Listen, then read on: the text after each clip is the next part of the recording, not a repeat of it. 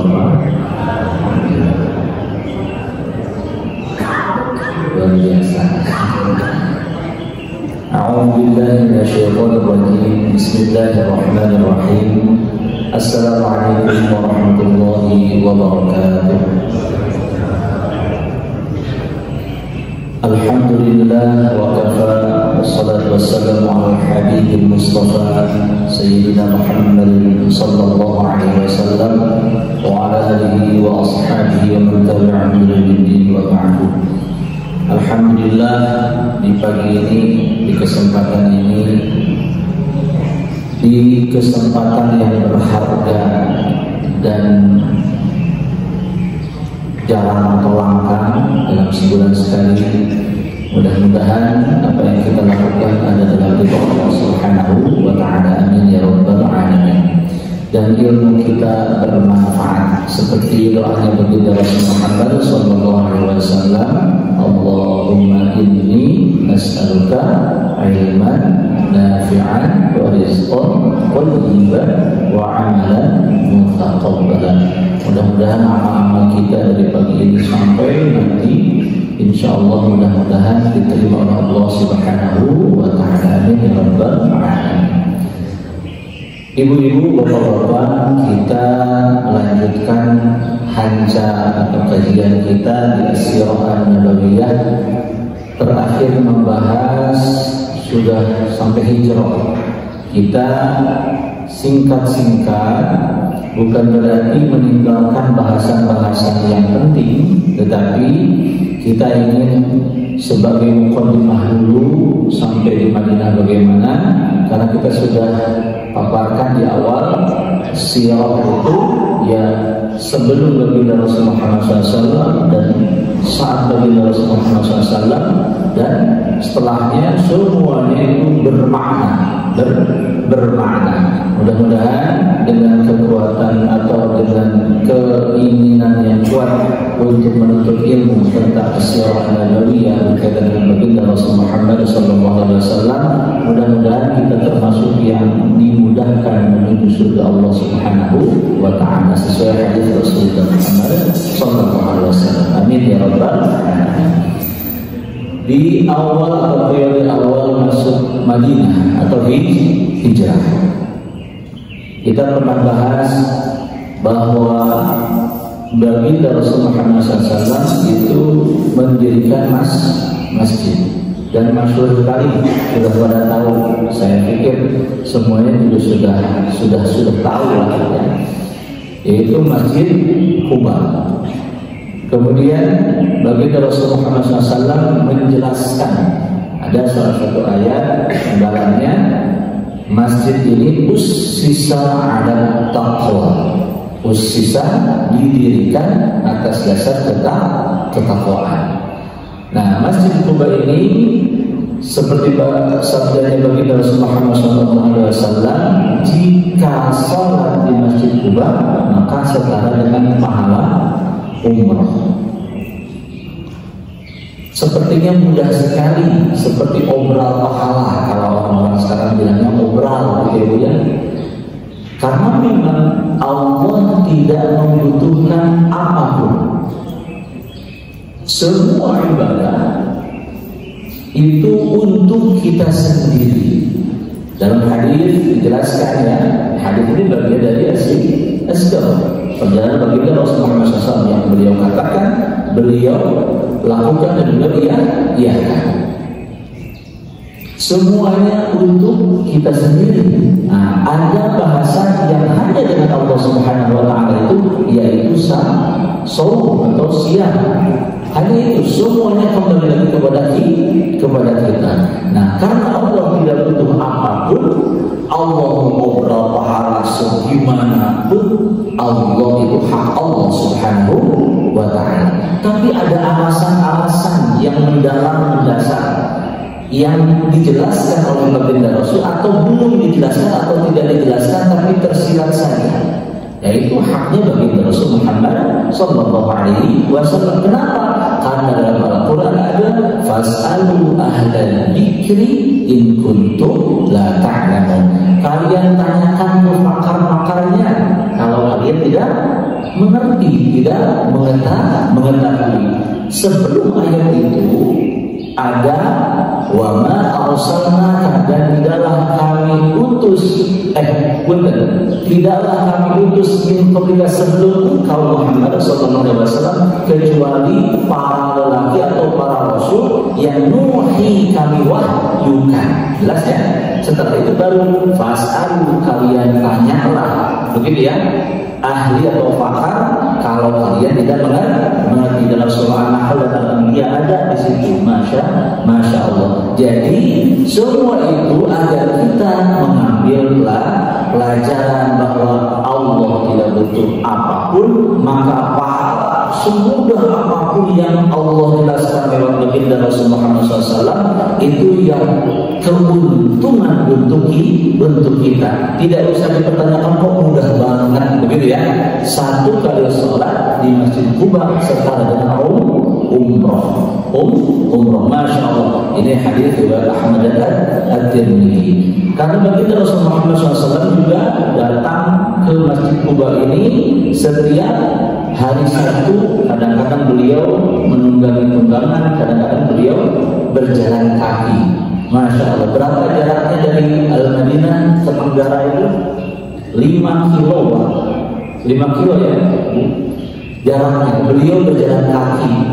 Masya Allah. Nah, dikaitkan aja sholat di sana kok seumur beliau yang waktu itu sudah kepala 5 ya, kan 40 tahun diangkat menjadi Rasul, itu Nabi dan Rasul, kemudian 13 tahun di Mekah dan ke Madinah, berarti sudah kepala 5 ya, 50 sekian. Diteliti oleh pakar. Tadi kan ada pakar itu tidak terbatas ahli apa, pakar pokoknya mendalami dalam salah satu disiplin ilmu. Misalnya saja kita kupas sedikit di dalam bahasan atau secara fisiologis, orang yang sholat dan rukunya benar dan dalam durasi tertentu, jadi bukan cepat-cepat. Makanya dibahas dalam rukun sholat itu tumani, rukunya tepat, kemudian dalam durasi tertentu itu tidak buru-buru, ada di tahap set, begitu ya. Masya Allah, ternyata menguatkan ini latihan seperti latihan dalam olahraga itu. Ini gerakan ini menguatkan tulang punggung bagian bawah, maka berjalan pun fit seperti yang dicontohkan oleh baginda Rasul Muhammad Sallallahu Alaihi Wasallam. Tentunya kajian ini oleh pakar eksperimental. Setelah beberapa tahun orang yang sholatnya tepat rukunya dalam durasi yang bagus, tidak buru-buru, tumanina, ternyata efeknya badannya kuat. Itu sudah dibuktikan oleh baginda Rasul Muhammad Sallallahu Alaihi Wasallam di umur 53 tahun lebih ya. Masya Allah, beliau berjalan kaki ke Masjid Quba atau naik tunggangan yang kita bahas jalan kakinya kuat 5 kilo. Masya Allah, ini pelajaran untuk kita. Oh iya, ternyata banyak juga rahasia dalam ibadah yang mungkin belum kita ketahui. Tapi karena kita punya iman, insya Allah apapun jenis ibadahnya kita yakini bermanfaat untuk kita. Insya Allah. Itu hadis riwayat Al-Imam Al-Bukhari dan Al-Imam Muslim. Kalau masjid kedua yang dibangun apa? Masjid Nabawi ya, Masjid Nabawi.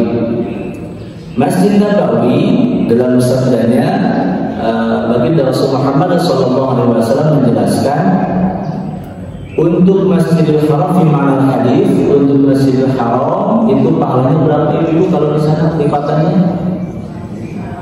100.000 di Masjidil Haram. Tadi saya bilang Masjidil Haram ya. Selanjutnya Masjid Nabawi berapa? 1.000. Yang ketiga di mana? Masjidil Al-Quds. Quds ya, Baitul Maqdis ya. Itu berapa? 500. Itu jelas 100.000 1.500. Nah, jadi Masjid Nabawi ini istimewa, apalagi kalau didalami bahasa di dalamnya ada roboh, itu sabda baginda Rasulullah SAW ada. Nanti di lain kesempatan kita bahas ya. Setelah itu yang dialami oleh orang-orang yang berhijrah bersama baginda Rasulullah SAW, mereka sakit panas. Jadi mengalami fase itu, mereka sakit. Sampai Bilal itu kan, Bilal bin Rabah kan dulunya budak ya, kemudian dimerdekakan oleh Abu Bakar As-Siddiq. Sampai beliau itu mengutuk-ngutuk. Mengutuk-ngutuknya begini, bukan mengutuk tidak ada alasan. Jadi beliau mengutuk penyakit itu untuk orang-orang yang zalim di Mekah, jelasnya. Seperti begini kalau ibu-ibu mau bilangnya ya Allah ini penyakit buat mereka aja lah, begitu ya gampangnya. Tapi baginda Rasulullah SAW mengajarkan doa saat mengalami musibah sakit tersebut di Madinah. Kan pindah dari Mekah ke Madinah itu Masya Allah, hijrah itu pengorbanannya bukan hanya lahir tapi batin. Masya Allah, Masya Allah. Itu Rasulullah SAW ajarkan kepada Sayyidah Aisyah, disebutkan doanya Allahumma habib ilainal madinata karena kahubbina makkata aw asyad. Nah, begitu ya. Ya Allah, jadikanlah Madinah ini tercinta di hati kami. Nah, yang disebut Madinah tadi kan Yathrib ya sebelumnya. Makanya selanjutnya disebut Al-Madinah Al-Munawwarah. Al-Madinah kota Al-Munawwarah yang diterangi karena ada baginda Rasul Muhammad SAW. Jadi saat terpuruk itu beliau malah mengucapkan doa, memanjatkan doa. Pelajarannya siapa sih yang mau dapat musibah? Siapa yang mengharapkan musibah? Nah, musibah itu dari asal musibah yang menimpa. Sayyidah Aisyah di kamarnya ada cempornya mati. Lalu baginda Rasulullah SAW mengucapkan Inna lillahi wa inna ilaihi raji'un. Cempor kayaknya musibah itu hal yang bagaimana begitu ya. Ternyata beliau mengucapkan itu sesuai dengan Al-Quran ada kan. Kemudian Sayyidah Aisyah bertanya, itu kan cuma cempor wahai Rasul. Ya itu musibah. Musibah itu bukan apa begitu. Ini sesuatu yang tidak kita inginkan. Hal kecil pun yang mengucapkan lillahi wa inna ilaihi raji'un. Inna lillahi kami milik Allah. Jadi kembali kepada Allah Subhanahu wa ta'ala. Apalagi hal besar yang berat kita tidak mampu untuk menanggulanginya atau kita mengatasinya, tentunya dikembalikan kepada Allah Subhanahu wa ta'ala. Belajarlah para sahabat dengan doa ini. Ada di situ setelahnya wasahihha, dan sehatkan. Kemudian wabarik lana, kata baginda Rasulullah Muhammad SAW, dan berkahilah ya Madinah ini untuk kami. Nah ini dalam berdoa kita minta banyak itu bagus kepada pencipta kita kan. Ya Allah minta ini bagus. Yang jelas kalau dengan adab ya begitu ya, Masya Allah bagus, minta sebanyak-banyaknya kepada Allah, tidak ada masalah, tidak akan ada habis kuota doa, tidak minta. Contohnya baginda Rasul sudah ya Allah jadikan cinta kami untuk Madinah ini lebih kuat bahkan dari Mekah. Jadi kami cinta kami di sini, kami betahlah, bahasa ibu-ibunya begitu ya, betah nyaman tinggal di Madinah. Kemudian sehatkanlah hatinya kami di sini dalam keadaan sehat walafiat ya Allah, begitu ya. Kemudian minta lagi baginda Rasulullah, wabarik lana, berkahilah untuk kami. Makanya Masya Allah, keyakinan kita ini ya muraqabatun. Keyakinan kita dalam Islam ini muraqabatun harus dengan 4 ini. 1 qaulun, 2 qaulun, 3 fi'lun, 4 amalun, 4 amalun. Qaulunnya ini perkataannya di sini. Kemudian qaulun yang kedua di sini di qalbu. Qalbu itu berkata dan berbuat. Qalbu kita itu berkata dan berbuat, bukan berkata saja. Masya Allah. Kemudian amalun dan amalun. Amalun qalbi, amal qalbu dan amal anggota tubuh. Jelas ya? Harus 4 ini kalau ingin ibadahnya berkualitas. Nah, perwakilan 2 ini Islam, perwakilan 2 ini iman. Islam dan iman berkumpul dalam jasad, jiwa dan raganya, maka Allahu Akbarnya berkualitas. Jelas ya? Perkataan di sini apa? Qaulul lisan. Misalnya subhanallah. Sekarang mulutnya, lisannya saya katakan itu di hati. Subhanallah. Ini contoh. Dapat pahala nggak? Sama dapat pahala. Apalagi kalau ibu mengucapkan subhanallah di sini subhanallah terasa. Itu pahalanya lebih banyak lagi. Kok ada kelas-kelasnya pahala? Iya. Tingkatan pun Islam, iman, baru ihsan, kan begitu kan? Itu tingkatannya. Nah, setelahnya qaulun bi qalbu apa? Subhanallah ucapkan di sini berhenti atau tidak mengucapkan tetap dapat pahala. Bahkan itu lebih berkualitas, begitu ya. Kemudian amal qalbu apa? Amal qalbu itu seperti sabar, tawakal, apalagi niat. Niat. Makanya kan amal tanpa niat itu bisa-bisa tidak diterima karena dia tidak jelas karena Allah atau bukan, begitu ya. Kalau jelas karena Allah baru diterima. Hanya satu yang tanpa niat insya Allah diterima apa? Baca Quran. Kalau sholat contoh praktekkan, kita belajar siro itu harus bisa mempraktekkan nilai-nilainya kan. Misalnya usolli, yang mengucapkan usolli, yang tidak mengucapkan usolli ya silahkan, itu di lisan kan. Usolli itu niat. Nah, tempatnya niat di hati memang ya, dibantu oleh lisan dalam mazhab Syafi'i kita tidak bisa amalkan. Kemudian usolli fardhus subhi misalnya, begitu ya, itu diucapkan di lisan dan di qalbu, itu termasuknya amal, bukan qaul, bukan perkataan, tetapi amal qalbu. Jelas ya? Usolli fardhus subhi, begitu kan? Nah, amal yang kedua setelah qalbu ini apa? Al-jawarih, yaitu anggota tubuh. Makanya bersedekah lewat senyuman bagaimana? Ya senyum. Kalau mau sedekah lewat senyuman tapi tidak senyum, ya tidak disebut sedekah. Jelas ya? Masya Allah. Kalau ini muraqabatul 4-4-nya ada, insya Allah seluruh tindak tanduk kita, perilaku kita, Allah Akbar, termasuk ibadah insya Allah. Nah, kita kan kadang-kadang ibadah itu apa saja sih? Ya seluruh kegiatan kita bisa ibadah. Ya, bagaimana makanya harus ini muraqabatul 4 ini. Insya Allah kalau itu sudah ada dalam diri kita, jiwa dan raga kita, insya Allah semuanya ibadah. Kita sering dengarkan ibu-ibu tidur itu kalau menahan dari maksiat, ini tidur saja, begitu kan? Nah, itu termasuk ibadah karena sabar itu menahan dari maksiat dan sabar dalam melaksanakan ketaatan. Tapi prakteknya bagaimana kalau nggak paham? Jelas ya? Nah, sekarang sudah jelaskan paham. Jadi 4 ini muraqabatul. Maka kita dari baginda Rasulullah SAW ini tafsirnya dipreteli oleh saya, begitu ya detailnya. Baginda Rasul hingga ke sana ada musibah, tetap yang diucapkan Allahumma, begitu ya, Allahumma, doa. Kemudian minta lagi setelah Allahumma diselamatkan, mudah-mudahan kemudian minta berkah, yaitu kebaikan Allah Subhanahu wa Ta'ala.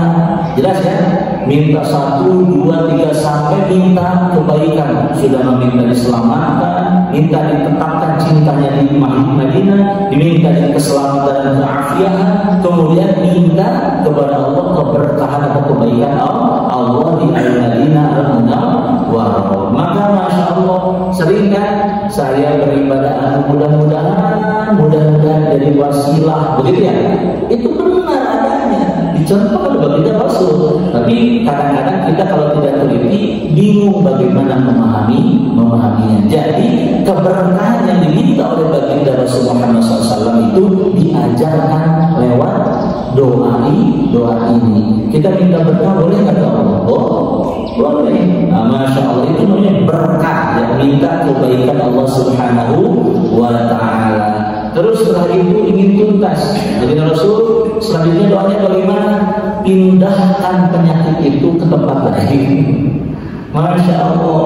Nah, ini pelajaran untuk kita, ibu-ibu. Kita memahami bagaimana detailnya baginda Rasul berdoa ya, dan ternyata tuntas sampai beres. Ibu-ibu kan kadang-kadang begini, misalnya dalam kehidupan, ya Allah saya minta yang terbaik, itu nggak tuntas. Dikasih teh, mintanya kopi, katanya terbaik. Harusnya kalau minta terbaik Allah kasih teh, kopi atau apapun, terima. Itu namanya doa nggak tuntas. Nah, kalau mencontoh baginda Rasul Muhammad SAW sampai udah meminta minta kebaikanmu ya Allah di sini, keberkahan darimu ya Allah, lalu penyakitnya pindahin ya Allah, begitu kan? Nah, itu namanya tuntas. Jadi pelajaran kita. Jadi ya Allah saya minta terbaik untuk saya itu A, B, C, D, E, F, G, H, I, J, semuanya disebutin. Alhamdulillah kalau Allah ijabah. Jelas ya?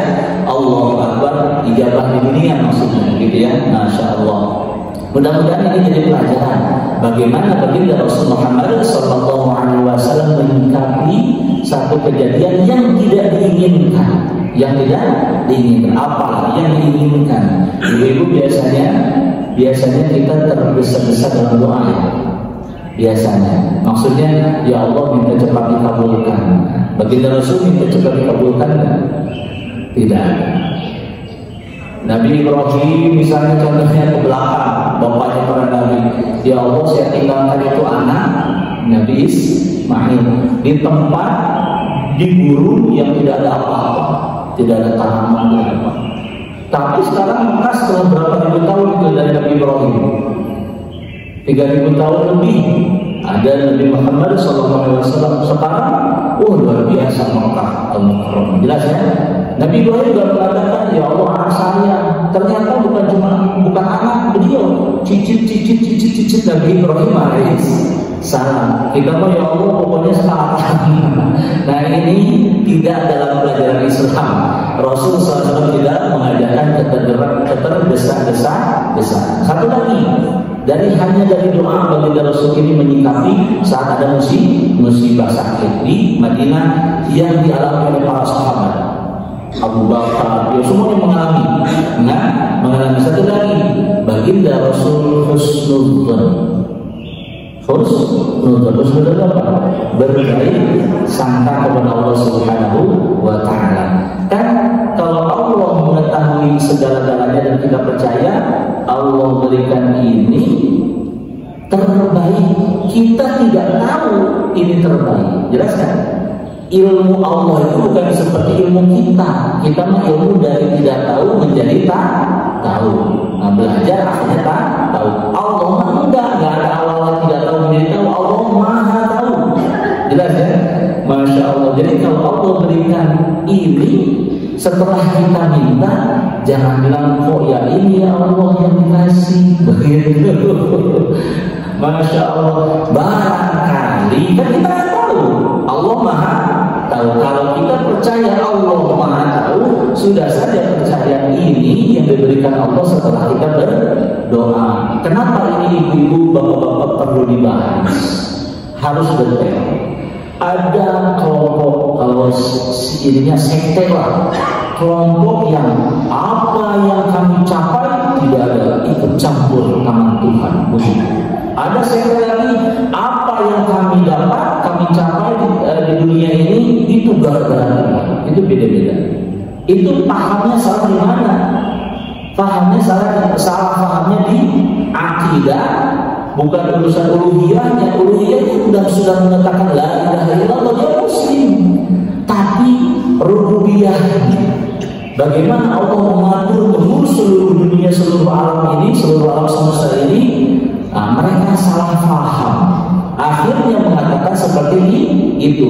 Untuk zaman ini yang banyak sekali permintaan, bisa saja seorang muslim atau muslimah salah paham seperti salah pahamnya mereka yang saya sebutkan tadi. Jelas ya?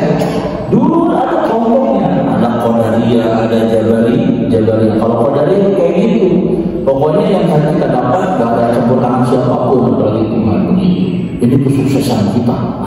Kalau jangan bilang, wah kita mau jadi pencuri juga itu kan digerakkan oleh Tuhan. Mengemas bagaimana begitu? Jelas kan? Allah itu jalannya daripada. Nah sekarang kita minta kepada Allah, pas Allah kasih ternyata tidak sesuai. Nah itu bisa jadi kita terkena seperti virusnya salah paham yang dialami oleh sekte-sekte tadi. Jelas ya? Kalau kita yakin Allah Maha mengetahui, nah Allah berikan setelah kita minta. Kalau kita nggak minta Allah berikan ya kita susah mendeteksinya. Ini hasil permintaan atau bagaimana kan gitu. Kalau ya Allah saya minta terus begitu dikasihnya A+. Ya Allah ini hasil permintaan kita, ternyata Allah kasihnya ini. Begitu kan ya? Jelas akidahnya, jelas paham kitanya jelas tidak seperti yang salah paham tadi. Nah kalau salah paham tadi kan nggak minta, wah ini dari Allah, sudah terserah Allah. Begitu kan ya? Tapi tidak ada ikhtiar. Yang pertama tadi ikhtiar tidak melibatkan Allah Subhanahu wa Ta'ala. Begitu terus salah paham. Nah harus difahami secara tuntas. Rasul Sallallahu Alaihi Wasallam berdoa pun tuntas. Ya Allah ini kan penyakit atau ini satu musibah terakhir, ya Allah pindahkan saja musibahnya. Begitu kan? Nah itu caranya. Jadi manja minta kepada Allah itu ngedeprak lah. Kalau orang sudah bilang kepada mata ya Allah ini tidak mampu pindahkan ya penyakitnya atau sakit atau musibahnya. Jelas ya? Itu terjadi saat para sahabat mulai tinggal di Al-Madinah Al-Munawwarah. Setelah itu kita sudah bahas ada 3 pokok bahasan ajaran Islam, yaitu akidah, syariah, dan akhlak. Akidah itu sudah diwakili pembahasannya di Makkah, gitu ya. Kemudian syariah itu di Madinah. Kita tahu yang fundamental apa? Sholat. Dan sholat itu dipardukan saat di Makkah 2 tahun sebelum hijrah. Kita sudah tahu ya, sudah pernah bahas juga. Nah, waktu itu bahkan ada bacaan-bacaan sholat dalam sholat, kita sudah bahas sedikit ya. Nah, setelah itu di Al-Madinah Al-Munawwarah mulai itu syariah al-Islamiyahnya diajarkan sedikit-sedikit dan didian bertahap. Di tahun pertama, karena tadi sholatnya sudah ya, di Makkah kan tidak punya masjid, waktu itu belum ada masjid. Makanya masjid pertama di Kuba kan, di Madinah, Kuba namanya, masjid Kuba. Nah, itu di sana belum ada adzan.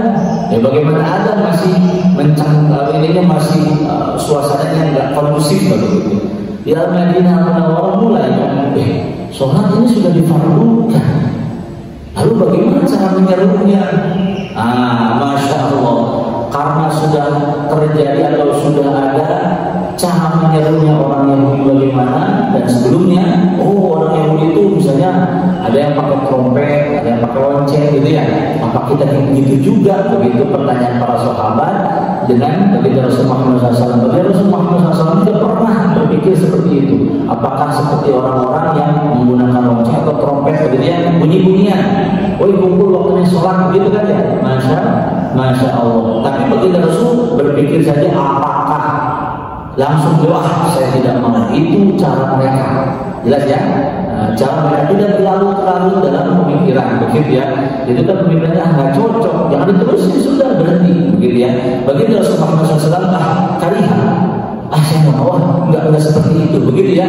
Allahu Akbar. Akhirnya ada seorang sahabat yang maju kepada baginda Rasul, namanya Abdullah bin Zaid bin Fa'labah. Dia datang ke baginda Rasul Muhammad SAW mengabarkan, wahai Rasulullah, ada mimpi. Nah, dan tadi kita sudah bahas berkah. Berkah itu ada dalam kehidupan muslim itu ya, jelas ya. Makanya Allahumma barik. Mudah-mudahan pengajian berkah, perkumpulannya berkah itu ada. Kemudian selanjutnya saya mimpi ada seorang yang pakai baju hijau, keliling begitu ya, mengelilingi orang yang memilih Abdullah tadi, begitu ya, sahabat Rasul Muhammad SAW begitu. Kemudian dia membawa buku. Nah, buku itu bukan nakus itu lonceng. Terus ditanya, ini dijual? Nah, ini dijual. Kenapa? Saya mau pakai untuk manggil sholat. Begitu kan? Nah, orang yang keliling tadi membawa lonceng itu bilangnya, mau nggak saya kasih tahu, saya tunjukkan ada yang lebih baik daripada lonceng ini. Jadi orang itu dalam mimpi itu ngasih tahu. Oh, apa itu? Nah, dia bilang, atau orang yang pakai baju hijau itu bilang, Allahu Akbar, Allahu Akbar, seperti sirah adzan yang dilakukan nanti oleh Bilal bin Rabah. Nah, jadi Abdullah ini mimpi. Dilaporkan kepada baginda Rasul Muhammad SAW. Apa komentar baginda Rasul? Sungguh ini adalah mimpi yang benar. Makanya kalau kaum muslimin bahas mimpi, ada satu kitab namanya Tafsir Ahlam Ibni Sirin dan An-Nablusi. Itu ada kitabnya setebal ini, saya punya. Itu bukan paralimpun. Itu bukan tafsir mimpi yang mengadakan, bukan. Dari pengalaman orang soleh dikumpulkan, kalau begini nanti apa berabjad. Bukan pasti, tapi gambarannya yang sudah terjadi begitu. Jelas ya? Nah, itu ada tafsirnya. Mimpinya Abdullah dilaporkan kepada baginda Rasul. Apa komentarnya? Ini adalah mimpi yang benar, yang hak. Kan Nabi Yusuf juga bermimpi kan, pernah ya? Nah, Masya Allah, itu dalam surah yang ada dalam Al-Quran begitu. Ya, tidak kita bahas pagi ini. Allahu Akbar, itu mimpi yang benar. Kemudian fakum, engkau bangun bersama Bilal katanya. Bersama Bilal, Abdullah ya. Oh, bersama Bilal, al-tihah, ajarkan kepada hal itu kalimat itu. Allahu Akbar ada sirahnya, redaksinya. Kemudian diajarkan kepada Bilal, karena kata baginda Rasul, Bilal paling bagus suaranya, paling merdu. Akhirnya yang melantunkannya, mengumandangkannya itu Bilal bin Rabah. Jadi itu bukan asal-asalan. Saat itu dikumandangkan di awal hijriah atau hijrah atau tahun pertama di Madinah, setelah ada mau sholat berkumpul begitu ya, itu dikumandangkan, terdengar oleh Umar bin Khattab. Lari Umar itu, ya Rasulullah, saya juga sama mimpinya begitu. Jadi bukan hanya satu orang, ternyata Umar bin Khattab juga bermimpi sama.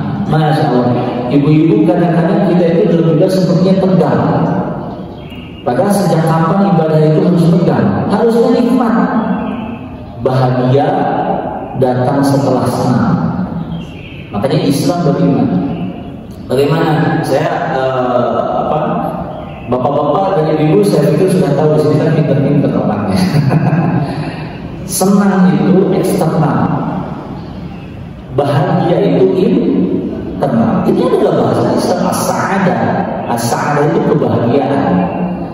Eksternal dan internal. Dapat misalkan saya harus, ibu bilang atau bapak bilang ada air minum mangga di jelas, itu eksternal atau internal? Eksternal kan, informasi dari ibu atau bapak. Hatur nuhun, saya minum, alhamdulillah, baru bahagia. Nah ini internal, jelas ya. Eksternal lu dapat kabar, misalkan anak ibu lulus ujian apa gitu ya.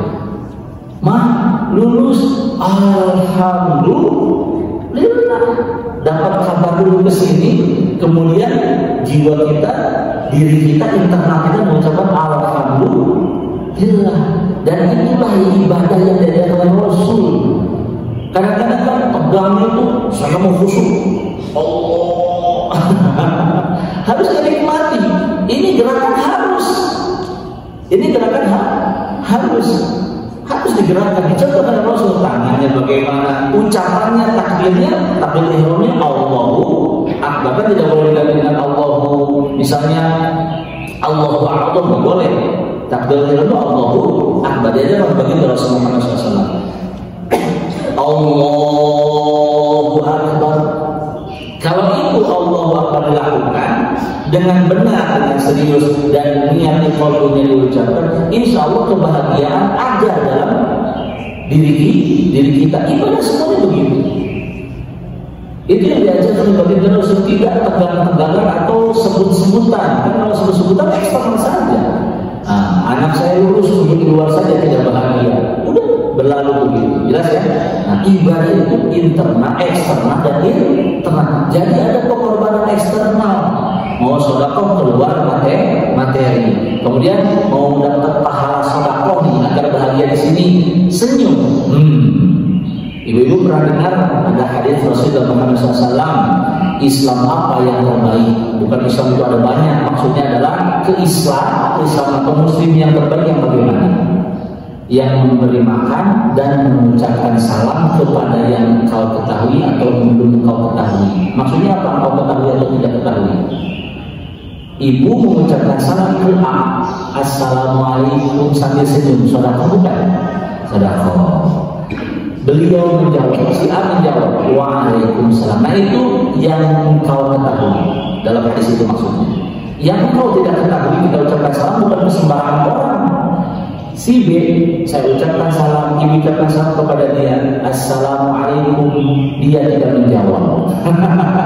Nah ini jangan gondok, kesel.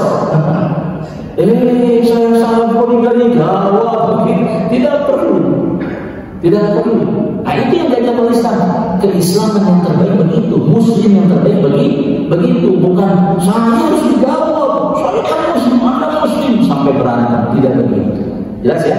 Berarti eksternalnya Assalamualaikum dengan senyum, internalnya dia jawab salam atau tidak, saya bahagia karena mengucapkan Assalamualaikum dan mendapat pahala sedekah dengan senyumnya. Bagaimana? Ya seperti itulah Islam. Taat kepada yang diajarkan atau percaya kepada yang diajarkan oleh baginda Rasul. Kan percaya kepada baginda Rasul pasti percaya kepada Allah Subhanahu wa Ta'ala. Bukannya iblis juga dia percaya kepada Allah tapi tidak mau taat. Gitu kan ya? Masya Allah, kita percaya kepada baginda Rasul dengan lewat hadis-hadisnya kita paham ini sedekah, kemudian Assalamualaikum juga ada pahalanya, tentunya dari Allah Subhanahu wa Ta'ala, gitu ya, jelas ya. Iblis itu dia percaya Allah yang menciptakannya, tahu Allah yang menciptakannya, tapi tidak mau taat, artinya tidak percaya, tidak ikut Allah Subhanahu wa Ta'ala. Nah, berarti yang mengucapkan Assalamualaikum kepada seorang dengan senyumannya, dia tidak menjawab, tidak ada masalah kalau mau didorongkan ke Muslim terbaik. Khairun ayyul islami khairun. Tapi kalau masih ini mau jokol, nggak bahagia itu, pasti kumpul terus. Saya udah capek-capek senyum ucapin salam nggak dijawab. Itu bukan Muslim terbaik. Nah, gambaran ini semua dalam Islam itu ibadah itu luar dalam, baru disebut bahagia di dunia dan pasti bahagia di akhirat. Amin ya rabbal alamin. Ibu-ibu, memang bahasan sirahnya baru sampai adzan, ya, baru sampai adzan. Tapi kan kita mempelajari sampai makna-makna dari apa yang terjadi di perjalanan kehidupan baginda Rasul Muhammad Sallallahu Alaihi Wasallam. Begini, kalau Allah memerintahkan sesuatu, Rasul memerintahkan sesuatu, kita ikut saja. Karena pahalanya dan ancamannya itu hak Allah Subhanahu wa Ta'ala, meskipun ternyata itu untuk kebaikan kita. Contoh, hadisnya panjang sekali. Yang berkaitan satu saja. Jadi kita kenapa saya kaitkan dulu ada dulu sholat, karena itu kan rukun Islam. Masa kita bahas sirah nabawiyah sejarahnya saja, rukun Islam dibahas tidak ini semua dalam as-sirah ada, dalam hadis ada kan, sirah kan sudah kita bahas ya. Menurut para hadis ya sirah ya hadis gitu ya. Ada rukun Islam, sholat, syahadat udah nggak usah diinginkan, itu sudah pasti. Kedua sholat, ketiga zakat. Kita zakat sedikit. Zakat itu difardukan tahun berapa? Tahun kedua Hijriyah. Berarti di Madinah. Jelas ya? Setelah sholat zakat. Zakat difardukan Saya mau kutip satu hadis yang panjang, penggalannya saya, karena waktunya juga sudah jam 6 ini. Siapa penggalan yang tengah? Kalau yang awalnya sudah tidak bahas dulu, yang tengah saya contoh. Nah, di tengahnya yang memiliki unta dan wajib dizakati ternyata tidak dizakati. Ini makna hadisnya ya, makna hadisnya atau kandungannya. Dia tidak menzakati atau tidak mengeluarkan zakat, padahal itu sudah wajib mengeluarkan zakat binatang ternak. Jelas? Nah, saya contohkan gambarannya. Siksanya itu diinjak oleh unta yang besar-besar nanti di akhirat. Kalau unta yang dia miliki 1 juta ekor, 1 juta ekor di dunia, dia tidak menzakatinya. 1 juta ekor itu menginjak dia satu persatu nanti di akhirat. Berapa kali Pak? Semuanya menginjak berapa kali? Wallahu a'lam. Yang jelas dalam hadisnya itu 50.000 tahun. Selama 50.000 tahun diinjak-injak oleh unta, sejumlah unta yang dimiliki tapi tidak dizakati di dunia. Masya Allah. Nah itu kalau Allah menginginkan atau menjelaskan itu untuk kebaikan kita. Loh kenapa ya? Loh kenapa saat seorang rela mengeluarkan zakat sesuai aturan, itu kan saya taat kepada Allah, taat kepada Rasul. Kemudian manfaatnya untuk orang lain atau yang mendapatkan zakatnya bahagianya pun kita rasakan apa? Tuntas melaksanakan tugas menyembah Allah, yaitu taat kepada Allah dan Rasulnya. Bahasan zakat binatang ternak, artinya tidak ada itu untuk kepentingan Allah Subhanahu wa ta'ala, tetapi digambarkan oleh baginda Rasul 50.000 tahun diinjak-injak oleh sejumlah unta yang dimiliki tapi tidak dizakati. Gepeng kayaknya ya Pak. Masya Allah. 50.000 setelah itu dalam hadis maknanya dia lalu setelah itu belum tentu dimasukkan ke surga atau ke neraka Allah Subhanahu wa ta'ala. Jadi belum tuntas itu bahasan. Masya Allah. Dan tuntas atau paripurnanya bagaimana kita memahami ini? Allah dan Rasulnya itu tidak ada kebencian kepada siapapun atau apapun. Artinya kalau ada seperti ini hukumannya bukan dasar benci, tapi agar kita satu taat kepada Allah, bahagia kita, manfaat titipan harta dari Allah itu juga diberikan kepada yang membutuhkan. Kemudian apa? Setelah itu semua kita menyempurnakan bahwa ini diingatkan untuk hamba yang punya iman, percaya kepada aturan Allah Subhanahu wa ta'ala, percaya kepada Allah Subhanahu wa ta'ala dan Rasulnya. Jelas ya? Masya Allah, Masya Allah. Jadi bukan ini dihukum awas loh, seperti awas lohnya manusia, atau jangan sampai, atau tahdzir peringatan. Tapi ini kita mengambil pelajaran, memang kita ini hamba Allah dapat binatang ternak juga yang luar biasa ini dari Allah. Orang lain berhak mendapatkan manfaatnya juga, yang berhak mendapatkan zakat mendapatkan manfaat juga. Semuanya bahagia dan kita utamanya taat kepada aturan Allah dan Rasulnya, dan itu pun kita dapat sebagai pahala nantinya. Begitu ya. Jadi keuntungannya untuk siapa? Untuk kita sendiri. Kenapa ada yang tidak mau? Karena keangkuhan. Kata setan, kata iblis bilangnya la a'udanna lahum siratal mustaqim. Sungguh benar-benar akan saya sesatkan anak Nabi Adam alaihissalam, cucunya, yaitu kita semua, dari jalanmu ya Allah yang lurus. Jelas kan? Masya Allah. Jadi gambaran zakat itu difardukan, diwajibkan di tahun kedua, dan begitulah zakat itu salah satu penggalan hadis yang panjang sekali. Bagaimana hukuman yang tidak mengeluarkan zakat? Untuk yang mengeluarkan zakat, hartanya jadi bersih. Mau numpuk segimanapun kalau sudah keluar zakatnya dimanfaatkan dan dinikmati, silahkan. Nah, bahagia dunia akhirat. Amin ya rabbal alamin. Begitu prakteknya ibadah kepada Allah Subhanahu wa taala, bukan kita memberi kepada Allah, tapi kita ikut aturan Allah dan manfaatnya untuk kita sendiri. Insya Allah. Amin ya rabbal alamin. Itu saja mungkin yang disampaikan. Barangkali ada pertanyaan, silakan.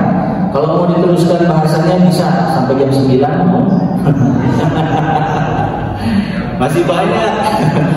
Waktu kita menuntut ilmu itu sampai yaumul kiamat. Yaumul kiamat itu ada subuh, ada kubur, ada subuh itu kita mati. Itu baru berakhir menuntut ilmu. Masih banyak yang belum dibahas ya, masya Allah. Silakan jika ada pertanyaan dari ibu dan bapak, ada waktu, silakan.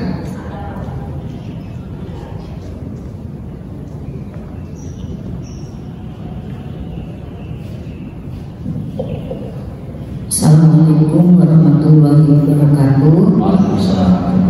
Pak Ustadz, kalau seandainya kita berdoa, umpamanya kan seperti Nabi Ayub di mana sakitnya berkepanjangan gitu. Terus kita tuh berdoa, kok rasanya belum sesuai dengan harapan. Apakah di situ yang ada sesuatu di diri kita, umpamanya di insan bukan di Allah gitu ya.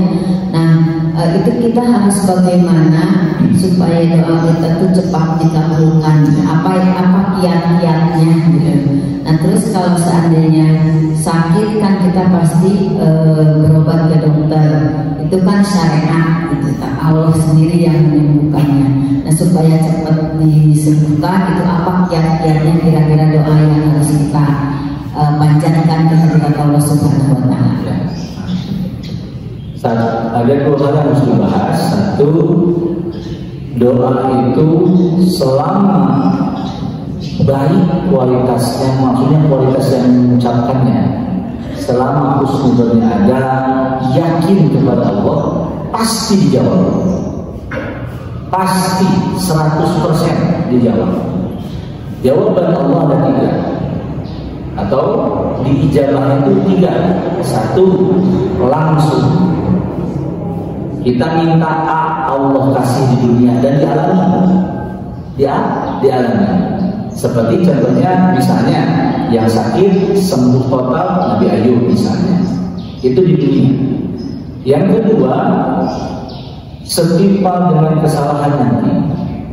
Jadi itu menggugurkan dosa doanya dijawabnya seperti itu. Ketiga, murni jadi pahala. Nah, pasti dijawab itu dengan 3 cara ini. Pasti dengan syarat tadi tidak suudzon, ya, berbaik sangka dan yakin kualitasnya bagus berikan yang berdoanya begitu ya. Jadi udah, ini pastinya itu 3 cara. Nah, kalau cara kan berarti salah satunya, begitu ya, salah satunya, dan itu hak Allah Subhanahu wa taala. Kita sering mencari doa yang mustajab apa? Ibu-ibu dan bapak-bapak jangan lupa, yang pertama dihisab itu adalah sholat. Makanya sholat itu tempat, waktu, dan cara bermohon. Tapi sebelum bermohon, kita mohon ampunan dulu. Ya, sholat itu mohon ampunan dan bermohon apapun. Nah, makanya memohon yang paling mujarab, bahasa kerennya, yang paling ampuh, yang paling paten itu dengan sholat, diiringi dengan sholat. Karena bukan hanya Allahumma, bukan hanya lantunan untayan doanya, harapannya, ada gerakan. Makanya qaul amal, perkataan dan perbuatan. Makanya ingin tempat terpuji yaitu surga Allah Subhanahu wa taala mahmuda, begitu ya. Nah, sholat tahajud, bukan berdoa tahajud. Nah, sholat itu paling mujarab, paling mantap lah pokoknya. Begitu untuk mewakili qaul amal. Apalagi sholat yang lain, contoh sholat duha ya. Sholat duha itu kan gerakan juga, sholat dulu kan, nah, baru berdoa. begitu ya. Jadi qaulun ma'amalun itu caranya, tipsnya begitu. Berdoa tapi sholat, begitu ya. Atau dia dibarengi dalam sujud sholat sunnah. Ini sholat sunnah berfaktor ya. Ini contoh yang cara yang paling tepat, paling mujarab, paling mantap itu ya berdoanya dibarengi dengan sholat. Boleh setelah sholat atau dalam sholat itu sendiri. Sholat hajat misalnya, atau ada yang menyebutkan qadha hajat, menurut khutbah qadha hajat. Qadha hajat atau hajat itu kan hajat kan, permintaan permohonan apa sedangkan hajat masing-masing begitu ya. Jadi caranya pilih doa yang dari Rasul banyak dari Rasul Muhammad Sallallahu Alaihi Wasallam. Kemudian dibarengi dengan sholat sunnahnya. Mudah-mudahan 3 jawaban ini yang sesuai dengan keharapan kita yaitu dijawab dunia dikabulkan oleh Allah Subhanahu wa Ta'ala. Jelas kan? Nah, jelas itu dengan jawaban yang pasti ini 3 cara begitu. Wallahu a'lam. Ada lagi? Iya, pahala berdoa. Hitungan pahala dalam Islam itu 10 dan kelipatannya. Jadi kelipatannya nggak ada 15. 10 jumlah pahala 10, 20, 30 terus. Satu kebaikan itu pahalanya 10. Misalnya tadi kita sedekah senyum kan sedekah. Nah, saya senyum ke ibu balas senyum atau enggak? Atau ke bapak balas senyum itu, saya dapat pahala 10. Pahala 10. Bukan seperti yang sedekah fisabilillah atau mewakafkan 10 miliar di jalan Allah, bukan. Itu enak banget gitu ya. Nah, sekali atau satu kebaikan itu pahalanya 10 dan kelipatannya. Jelas ya? Masya Allah. Wallahu a'lam. Yang kedua tidak usah dijadikan. Silakan yang lain. Ada? Cukup? Oh, silakan Pak.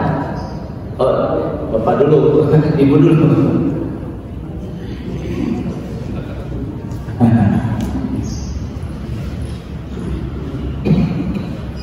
Assalamualaikum Ustaz.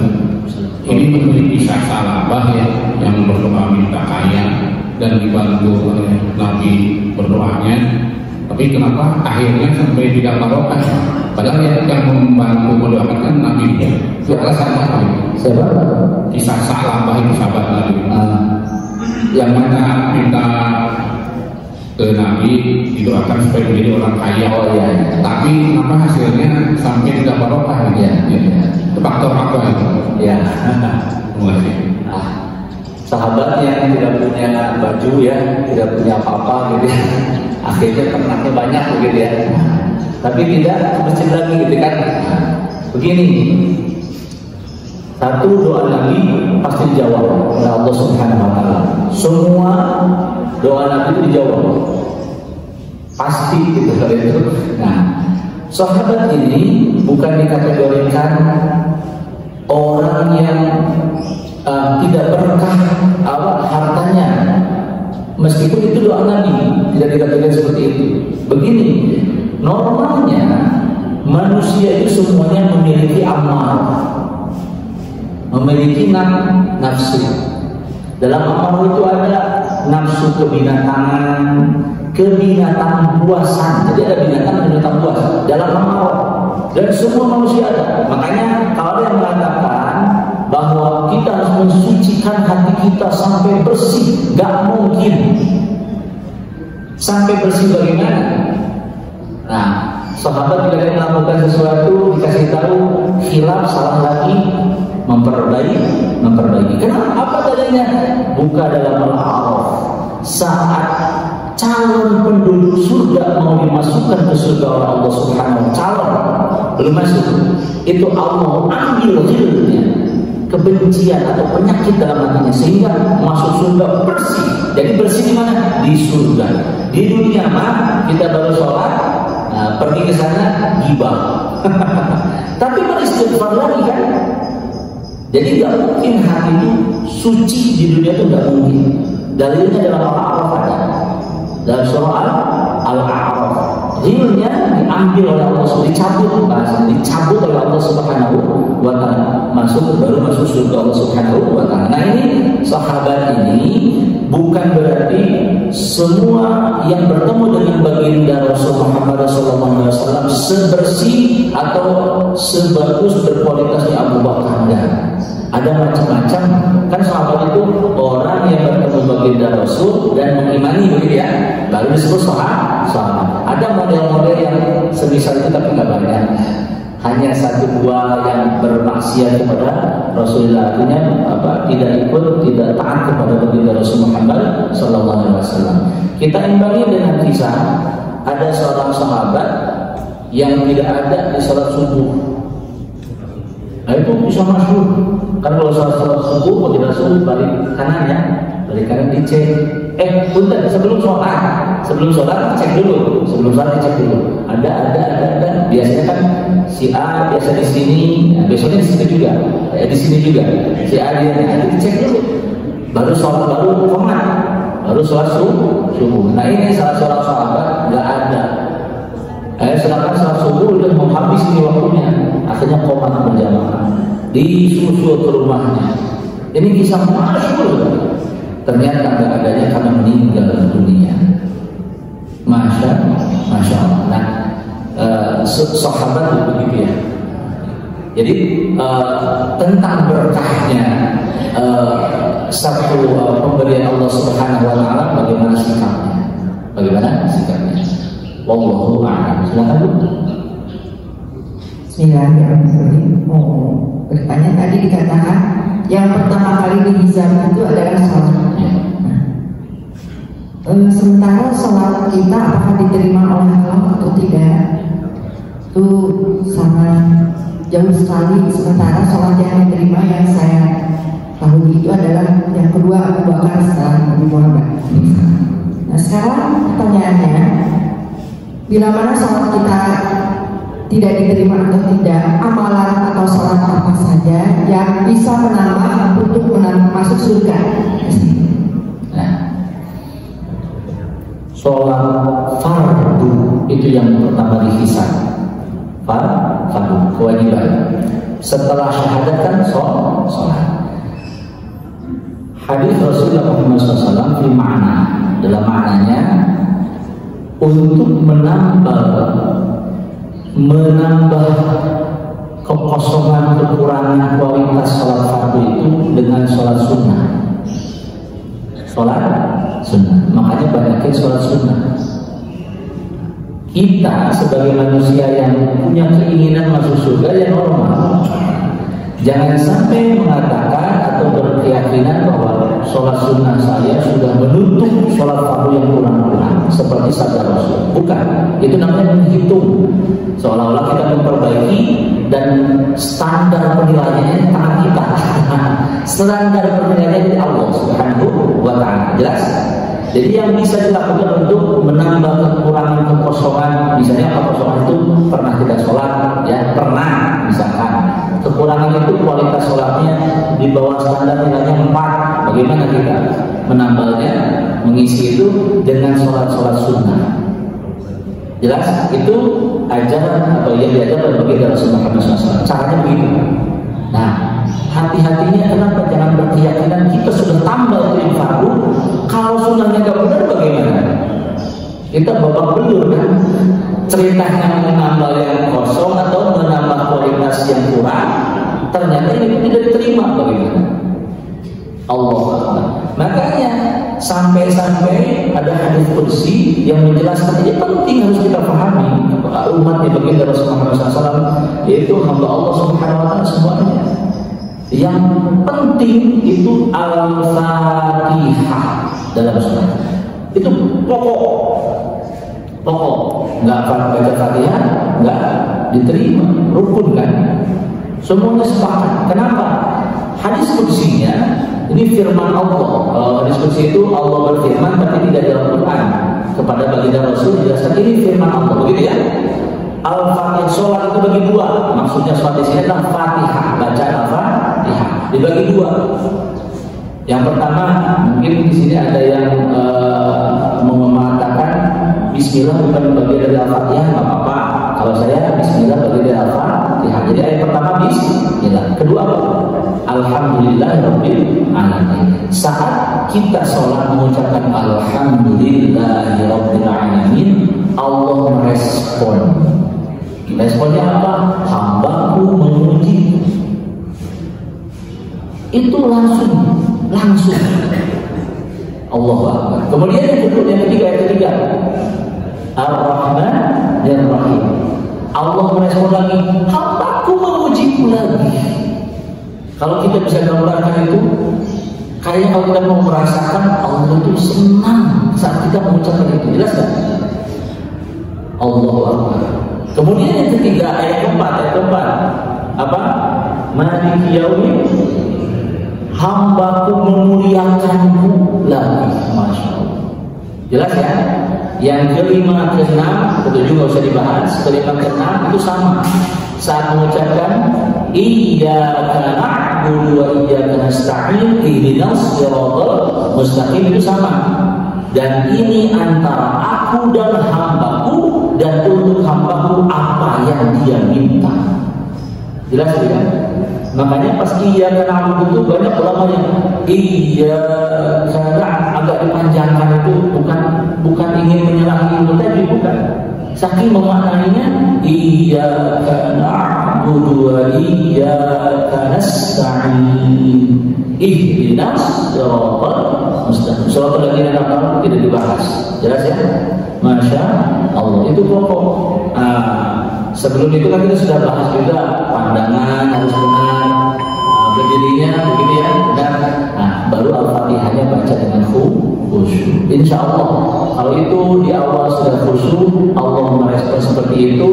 Kan kalau kita memalingkan, udah bahas ya, dibahas ya, kita memalingkan pandangan saat sholat, Allah sudah tidak mau ini lagi, tidak berpaling. Allah berpaling. Berarti baca Fatihahnya bagaimana?